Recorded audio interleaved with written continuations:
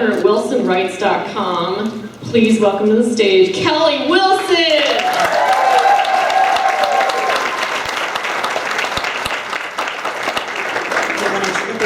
Skirt. Hi everybody. I was seeing familiar faces, but now the lights are in my eyes. So I met a lot of you today. And now you're going to know a lot about me. My name is Kelly Wilson, and I know that the show is Honey, I Shrunk My Libido, but in my case, I have an overactive libido, and my husband does not. He's not here, but just imagine. So what that means is that I'm the only one who shows up for the party in my pants. I'm alone in the corner with a vibrator, drinking, sad. It's totally fine. So I'm constantly looking for ways to, get him kind of thinking about, something. So the first thing I thought about doing was tanning, and that didn't last very long. Not because of the health risks and all that stuff, but because a tanning bed is a coffin. Looks like a coffin, feels like a really hot coffin. And if I thought I was going to hell, which I might be, then I would do it more, because it would be a really good practice.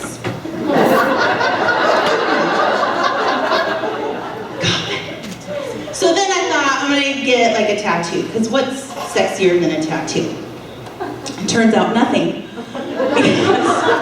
My 92-year-old grandmother has a tattoo. The pastor of my church has a tattoo. So I'm like, what if, just my flawless skin is really sexy? What if not getting a tattoo is the new getting a tattoo? So I could be like, guess what I did? I went out last night and I did not get a tattoo. Right here. Do you like it? Sexy. So, tattoos. If I did, I would go natural. I would get a cluster of grapes so I could watch them turn into raisins over time. Organic. Or I'd get an olive here and an olive here, and then I would watch them kind of grow into eggplants. People will be like, that's a lot of ink, whoa. And I'm like, I know, I'm such a badass. Because I don't know. I don't even know. So, I thought about that. Then a couple of my friends have gotten boob jobs. So I thought, maybe I get a boob job, but in our economy, I don't think boobs need jobs. They're taking jobs away from hardworking people.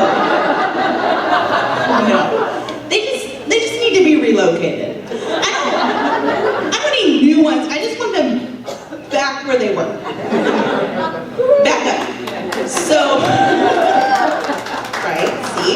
So I'm thinking Fred Meyer, pharmacy, Playland, jewelry store, relocation station. You just go in there, leave your basket outside, you can go in there, but here's the issue. You have to tell them where you want them to be, where you want the ladies to be. So I figured out, you stand in front of your bathroom mirror, you can kind of figure it out, and you kind of have to kind of get momentum.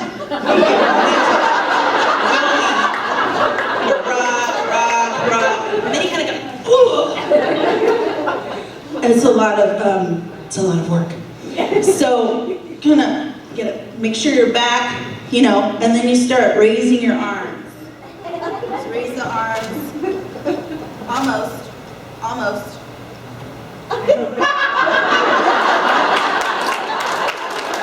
And then you just gotta figure out how to get to Fred Meyer.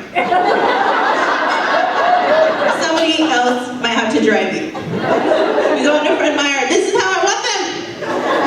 Right here. That's how they looked 25 years ago.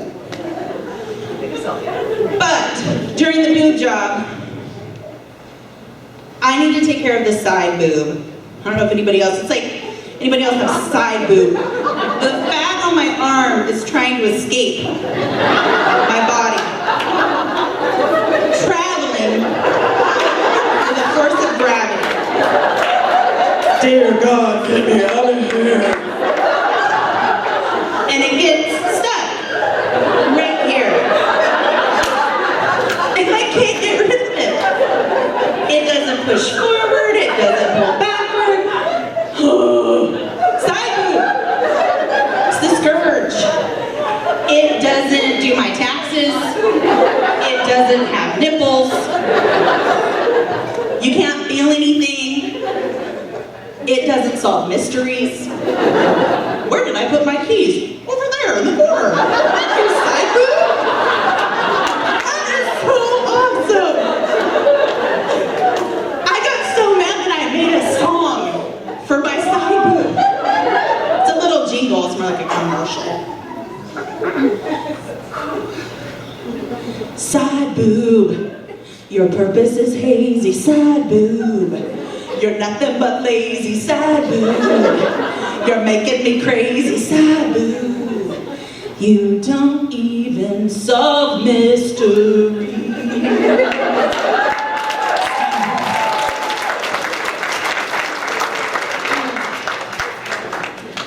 Okay, I'm done. I'm just kidding. So, I'm convinced that side boob is ruining the sex life in my marriage. That's what my husband is like, meh, pass. But it could be.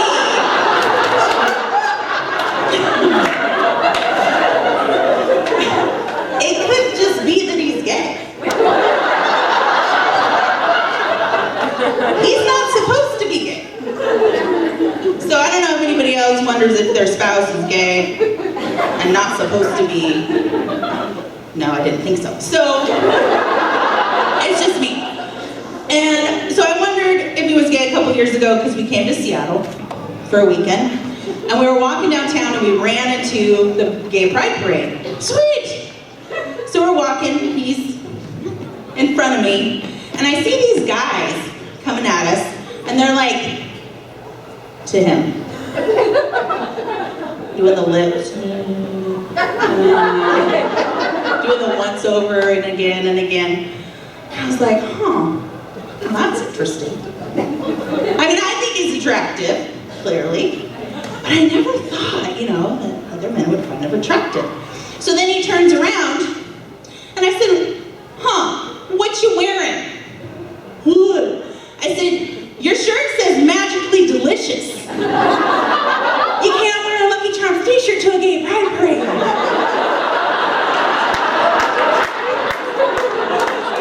Unless you're gay. And then it occurred to me, wait, are you gay? Because if you're gay, I want you to be happy. I want you to find yourself, but that ruins this anniversary weekend. So we have a lot to talk about. So then he reminded me of this story that's supposed to prove that he's not gay. And this is from Don't Punch People in the Junk. Lessons that you never think that you have to say out loud to people, like your children. Like, don't punch people in the junk, by the way.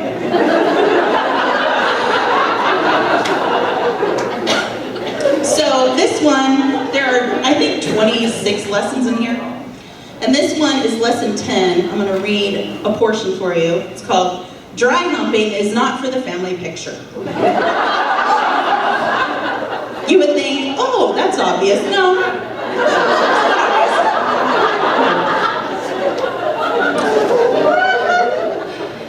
It was a Thanksgiving weekend when, during a visit to my mother-in-law's, we gathered for a traditional family portrait.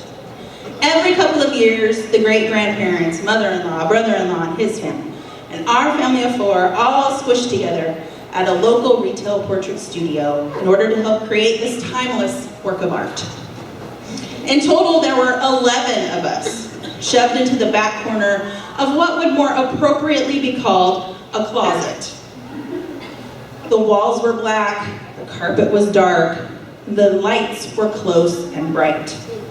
The two photographers were well prepared and set us up in traditional poses. What else can you really do with 11 people? And as quick and helpful as they were, the room was tiny, narrow, stifling, hot. Beads of sweat began to run down my back as I stood squished among our crowd, an admittedly fantastic smile frozen on my face. Click, click. The photographers checked the screen, muttering to each other. Okay, boys, we need smiles from each of you. We need you to keep still. Click, click. Oops, someone closed their eyes. Click, click. Youngest, don't stick your tongue out. At about the third pose, we were all getting just a tiny bit cranky. In one pose, I stood on the middle right, slightly behind mother-in-law, brother-in-law on my left, and husband on my right. I felt pressure on my behind and assumed it was husband. Then I felt a slight gyrating sensation against my right hip. I was hot, sweaty, impatient, and I could not take it. Husband is dry humping me right now, I announced. Husband froze. The photographer's mouths gaped open. Mother-in-law stared straight ahead, not turning to look at me. Or her son, who had, just minutes ago, dry humped me during the family photo, for which she was paying good money. So apparently, that's supposed to prove he's not gay. So. And apparently, I wish they snapped a picture because her expression was priceless. So I didn't get to see it, which is probably best. But thank you very much for coming tonight. I'm Kelly Wilson, author of Don't Punch People in the Junk and Caskets from Costco.